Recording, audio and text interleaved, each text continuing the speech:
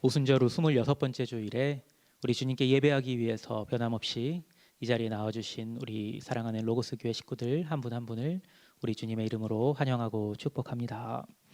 네, 오늘은 추수감사주일이기도 하죠. 네, 우리 주 하나님 아버지의 은혜가 참으로 감사하시죠.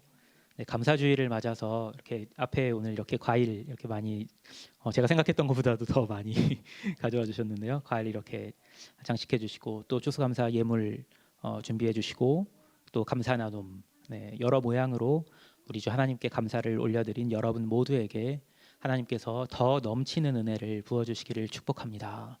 그래서 내년 추수감사주일에는 우리의 감사가 더 깊고 더 풍성했으면 좋겠습니다. 네, 오늘은 시편 132편을 본문으로 은혜를 나누도록 하겠습니다. 네, 오늘 본문이 시편 132편이라고 딱 제 말을 들으셨을 때 순간적으로 뭔가 떠오른 분 혹시 계세요? 시편 132편 특별한 시편인데? 라는 생각 혹시 하신 분 계세요? 네, 이전에 제가 이미 말씀드린 내용인데요. 네, 시편에는요 성전에 올라가는 노래라는 제목이 붙은 시편이 15편 있습니다. 시편 120편에서 134편 이렇게 연속으로 이렇게 15편이 그런데요. 네, 오늘 본문 132편이 이 15편의 시편의 후반부에 속해 있죠. 네, 성전에 올라가는 노래. 네, 어떤 노래라고 제가 이전에 말씀드렸나요? 성전에 올라가는 노래를 이스라엘 백성들이 언제 불렀다고 제가 말씀을 드렸죠? 네, 특별한 절기마다 불렀다고 했어요.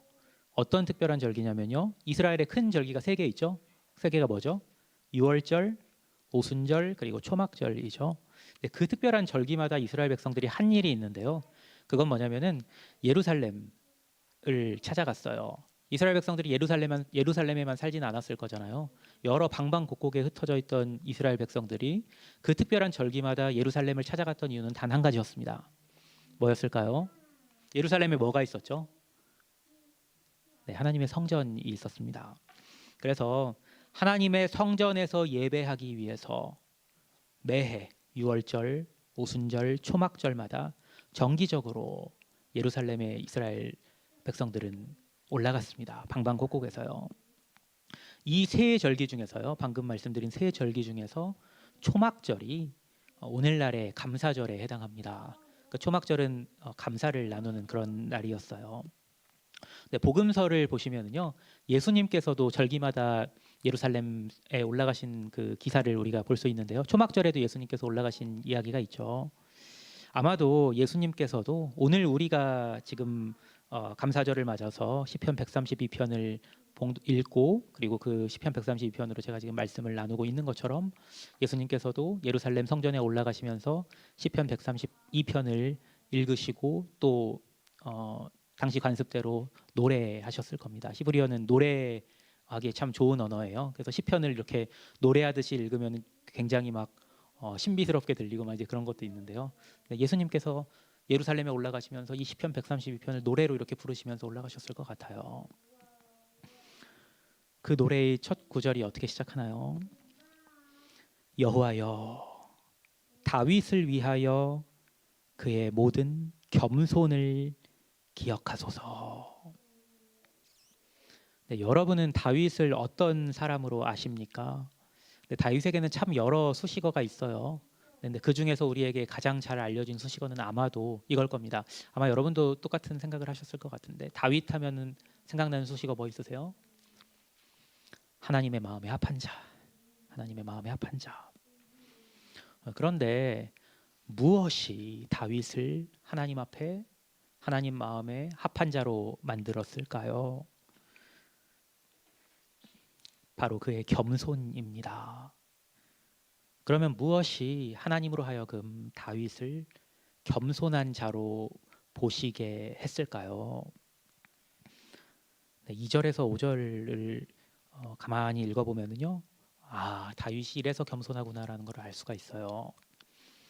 그가 여호와께 맹세하며 야곱의 전능자에게 서원하기를 내가 내 장막집에 들어가지 아니하며 내 침상에 오르지 아니하고 내 눈으로 잠들게 하지 아니하며 내 눈꺼풀로 졸게 하지 아니하기를 여호와의 처소 곧 야곱의 전능자의 성막을 발견하기까지 하리라 하였나이다.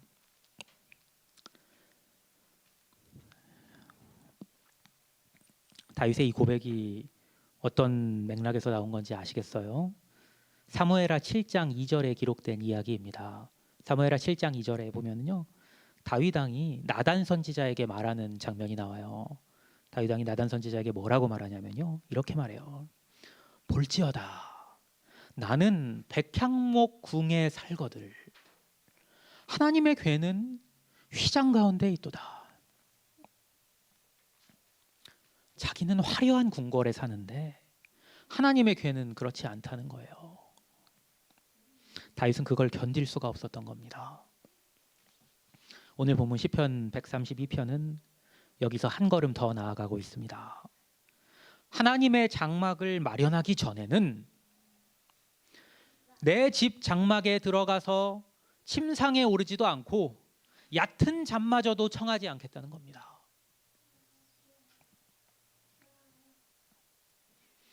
사랑하는 여러분, 하나님께로 나아가지 않고는 아무것도 하지 않겠다는 자세, 하나님께 나아가지 않고는 아무것도 하지 않는 것이 겸손입니다. 나 혼자는 아무것도 할 수 없습니다. 하나님과 함께 해야 인생 비로소 제대로 살 수 있습니다. 그러므로 하나님과 함께가 아니면 아무것도 하지 않겠습니다. 잠도 청하지 않겠습니다. 이것이 겸손입니다. 그 다윗이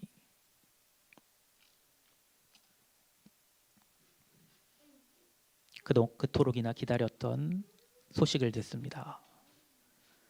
우리가 그것이 에브라다에 있다 함을 들었더니 나무 밭에서 찾았도다. 우리가 그의 계신 곳으로 들어가서 그의 발등상 앞에서 엎드려 예배하리로다. 여기서 그것이 뭔지 아시겠어요? 하나님의 법궤예요. 제가 얼마 전에 여러분에게 들려드린 사무엘하 6장의 이야기입니다. 나무밭이라고 있는데요, 나무밭의 다른 번역은 야일의 밭입니다. 곧 법궤를 발견한 장소인 기럇 여아림을 가리킵니다. 기럇 여아림에서 하나님의 법궤를 발견했다는 말을 들은 다윗은 즉각적으로 그 법궤를, 하나님의 법궤를 자신의 처소로 들여오고자 합니다. 왜요? 그의 발등상 앞에서 엎드려 예배하리로다. 법궤는요, 하나님께서 발을 대는, 영어로는 풋술이라고 하죠. 발등상, 한국말로는 발등상이라고 하는데 하나님께서 친히 내려와 앉으시는 그러한 곳으로 이해를 했었거든요. 그래서 하나님께서 앉으시는 그곳에, 하나님께서 서시는 그곳에서 무릎 꿇고 엎드려서 예배하겠노라. 그것을 위해서 다윗은 법궤를 자기 처소로 들여오고자 했던 것입니다. 그런데 우여곡절이 많았죠. 어떤 우여곡절이 있었나요? 이것도 제가 들려드렸죠, 최근에요. 그 과정에서 누군가 죽었죠. 웃사라는 사람이 죽는 일이 일어나요. 얼마나 당황스러웠겠어요. 그 때문에 법궤를 운반하는 그 일이 보류가 되죠. 무려 3개월간이나 보류가 돼요. 그럼에도 불구하고 다윗은 마침내 결국에는 법궤를 다시 자기 성 다윗 성으로 들여오는 일을 계속해서 결국은 법궤를 자기의 처소로까지 들여오게 됩니다. 그렇게 할 수 있었던 이유가 무엇일까요? 그것은 바로 다윗의 겸손 때문이었습니다.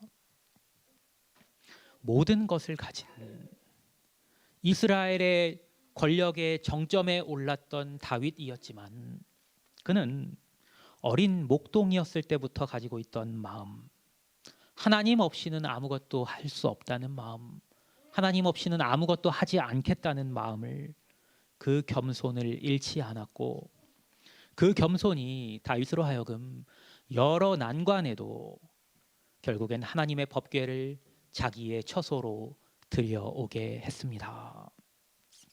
사무엘하 6장을 보시면요, 다윗이 법궤를 운반해서 들여오면서 얼마나 기뻐했는지를 알 수 있어요. 보셨나요? 사무엘하 6장 보시면요, 다윗이 이제 레위 사람들을 시켜서 이제 법궤를 그 대에 메고 어깨에 메고 이제 운반해 오게 하잖아요. 그러면서 어떻게 하냐면요, 6걸음을 전진할 때마다 한 번씩 하나님께 소와 살찐 송아지로 제사를 드립니다. 무슨 뜻인지 아시겠어요? 제가 앞으로 가면은 앞으로 갈 수가 없으니까 뒤로 갈게요. 하나, 둘, 셋, 넷, 다섯, 여섯. 물론 앞으로 가겠죠. 이렇게 6걸음 가고 나서 법궤를 메고 6걸음 가고 나서 하나님께 제사를 드린 거예요. 소와 살찐 송아지로. 또 6걸음 가면서 가고 또 제사를 드리고. 얼마나 기뻤으면 그랬겠습니까? 또 다윗이 법궤가 자기의 성으로 들어올 때 어떻게 하나요? 기뻐 춤을 추죠. 기뻐 춤을 춥니다. 춤을 추면서 성에 들어와요. 얼마나 힘껏 춤을 추었던지 여러분 다 잘 아시는 사건이 있죠. 다윗의 바지가 벗겨지는 사건까지 일어나잖아요.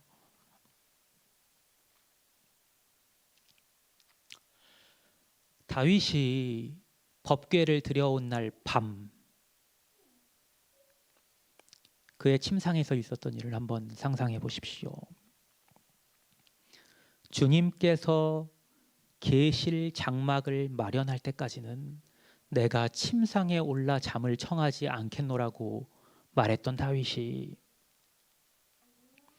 아마 그날은 아주 푹 잠들었을 겁니다. 그날 밤 그의 입술에 어떤 감사, 어떤 찬양이 있었을지 상상해 보실 수 있으시겠어요? 그날 밤 그의 입술에 이 찬양이 맴돌지 않았을까요? 오늘 본문 8절에서 9절입니다. 여호와여 일어나사 주의 권능의 궤와 함께 평안한 곳으로 들어가소서. 주의 제사장들은 의를 옷 입고 주의 성도들은 즐거이 외칠지어다. 여러분이 잠들 때, 여러분의 침상 위에서 여러분이 잠들 때 여러분의 입술에도 이런 찬양이 맴돌고 있습니까? 하나님께 경배하고서야 잠드는 자만이 다윗과 같은 이 찬양을 올려드릴 수가 있습니다. 저는 그래서 개인적으로 밤에 예배하는 것을 참 좋아합니다. 수요일 밤마다 우리가 다 함께 이렇게 줌 공간에서 모여서 하나님께 함께 예배하지요. 근데 저는요, 다른 날에도 매일 밤 예배하는 시간을 짧게라도 갖고자 합니다. 그때마다 시편 132편 오늘 본문에서 다윗의 고백과 결단을 기억합니다. 그리고 다윗과 같이 이렇게 간구합니다. 주의 종 다윗을 위하여 주의 기름 부음 받은 자의 얼굴을 외면하지 마옵소서. 하나님께서 이 기도를 외면하시겠습니까? 이렇게 기도하는 사람은 하나님께서 주시는 힘과 능력으로 살아갈 수 있습니다. 바라기는 이 기도가 여러분 모두의 기도되기를 원합니다. 그러면 하나님께서 다윗에게 하신 약속이 여러분에게도 동일하게 이루어질 것입니다.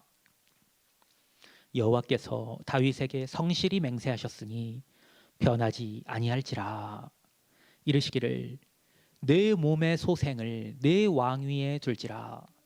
내 자손이 내 언약과 그들에게 교훈하는 내 증거를 지킬진대 그들의 후손도 영원히 내 왕위에 앉으리라 하셨도다. 왜 하나님께서 예수 그리스도를 다윗의 자손을 통해 나게 하셨는지 알 것 같지 않으세요? 신실하신 우리 하나님께서는 우리에게만이 아니라 우리 자손에게도 복을 주십니다. 다만 조건이 있습니다. 우리 자손이 하나님의 언약과 증거를 지켜야 합니다. 그래서 우리는 하나님께서 우리에게 주신 자녀를 하나님의 말씀으로 양육해야 합니다. 하나님의 언약과 증거를 가르치고 지키게 해야 합니다. 여호와께서 시온을 택하시고 자기 거처를 삼고자 하여 이르시기를 이는 내가 영원히 쉴 곳이라. 내가 여기 거주할 것은 이를 원하였음이로다. 하나님께서 왜 시온성을 당신의 거처로 삼으셨겠습니까? 다윗의 겸손이 있었기 때문 아니겠습니까? 하나님께서 우리가 모인 이 자리를 당신의 거처 삼으시게 하려면 우리가 하나님 앞에 어떤 마음으로 나아가야 하겠습니까? 다윗과 같은 겸손을 가지고 기쁨으로 하나님께 감사와 찬양을 올려드릴 때 하나님께서 먼저 원하셔서 이곳을 당신의 거처로 삼으실 줄로 믿으시기 바랍니다. 아까도 잠깐 말씀드렸지만 하나님께서 거하시면 그곳에는 하나님께서 주시는 하나님의 복이 임합니다. 내가 이 성의 식료품에 풍족히 복을 주고 떡으로 그 빈민을 만족하게 하리로다. 내가 그 제사장들에게 구원을 옷 입히리니 그 성도들은 즐거이 외치리로다. 내가 거기서 다윗에게 뿔이 나게 할 것이라. 내가 내 기름 부음 받은 자를 위하여 등을 준비하였도다. 내가 그의 원수에게는 수치를 옷 입히고 그에게는 왕관이 빛나게 하리라 하셨도다. 하나님을 모시고 하나님께서 내려주시는 복을 누리며 사는 것이 우리 인생을 위한 최고의 선택입니다. 지난주일 시편 16편 다윗의 노래 기억하시죠? 다윗은 이렇게 노래했습니다. 하나님, 나를 지켜주십시오. 내가 주님께로 피합니다. 나더러 주님에 대해 말하라면 하나님은 나의 주님, 주님을 떠나서는 내게 행복이 없다 하겠습니다. 하나님을 자기 처소에 모시고 사는 사람만이 참 행복을 누릴 수 있습니다. 여러분도 다윗과 같이 하나님을 여러분의 처소 깊은 곳에 모심으로 인생의 참 행복을 누리시게 되기를 축원합니다. 지난주일에도 말씀드린 것처럼 그것이 반드시 여러분의 인생을 순탄하게 하는 것은 아닙니다. 그러나 하나님께서는 당신을 겸손하게 의지하는 자를 하나님께서는 바라보시고 함께 하셔서 그에게 반드시 필요한 모든 복을 내려주셔서 그가 살아가는 땅을 젖과 꿀이 흐르는 가나안 땅이 되게 하십니다. 하나님께서 친히 필요를 채우시기에 하나님을 모시고 사는 사람이 밟고 있는 하나님을 모시고 사는 사람이 사는 땅은 아무리 척박해도 젖과 꿀이 흐르는 가나안 땅인 줄로 믿으시기 바랍니다. 지난주일 본문 시편 16편 다윗의 노래 후반부를 읽어드리면서 오늘 설교를 마무리하도록 하겠습니다. 천천히 한번 읽어드려 볼게요. 아 주님, 주님이야말로 내가 받을 유산의 몫입니다. 주님께서는 나에게 필요한 모든 복을 내려주십니다. 나의 미래는 주님이 책임지십니다. 줄로 재어서 나에게 주신 그 땅은 기름진 곳입니다. 참으로 나는 빛나는 유산을 물려받았습니다. 주님께서 날마다 좋은 생각을 주시며 밤마다 나의 마음에 교훈을 주시니 내가 주님을 찬양합니다. 주님은 언제나 나와 함께 계시는 분, 그가 나의 오른쪽에 계시니 나는 흔들리지 않는다. 주님, 참 감사합니다. 이 마음은 기쁨으로 가득 차고 이 몸도 아무 해를 두려워하지 않는 까닭은 주님께서 나를 보호하셔서 죽음의 세력이 나의 생명을 삼키지 못하게 하실 것이며 주님의 거룩한 자를 죽음의 세계에 버리지 않으실 것이기 때문입니다. 주님께서 몸소 생명의 길을 나에게 보여주시니 주님을 모시고 사는 삶에 기쁨이 넘칩니다.